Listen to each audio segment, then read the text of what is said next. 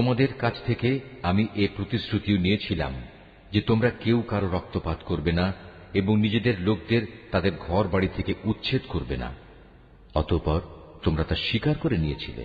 তোমরা তো নিজেরাই এ সাক্ষ্য দিচ্ছ। তারপর এই তো হচ্ছে, তোমরা একে অপরকে তোমরা হত্যা করতে লাগলে। তোমাদের এক দলকে তোমরা তাদের ভিটে মাটি থেকে বিতাড়িত করে দিতে লাগলে। অন্যায় এবং জুলুম দ্বারা জালেমদের তোমরা তাদের উপর পৃষ্ঠপোষকতা করতে থাকলে। শুধু তাই নয়, কোন লোক যুদ্ধবন্দী হয়ে তোমাদের কাছে এলে তোমরা তাদের জন্য মুক্তিপণ দাবি করো, অথচ তাদের ঘরবাড়ি থেকে উচ্ছেদ করাটাই ছিল তোমাদের উপর অবৈধ কাজ এবং আল্লাহ তাআলাকে দেয়া প্রতিশ্রুতির লঙ্ঘন।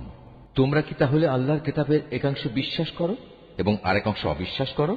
সাবধান, কখনো যদি কোনো জাতি কিংবা ব্যক্তি দ্বীনের অংশ বিশেষের উপর ঈমান আনয়নের এ আচরণ করে, তাদের শাস্তি এছাড়া আর কি হবে? যে পার্থিব জীবনে তাদের লাঞ্ছনা ভোগ করতে হবে, তাদের পরকালেও কঠিনতম আযাবের দিকে নিক্ষেপ করা হবে। তোমরা প্রতিনিয়ত যা করছো, আল্লাহ তাআলা সে সব কিছু থেকে মোটেও উদাসীন নন।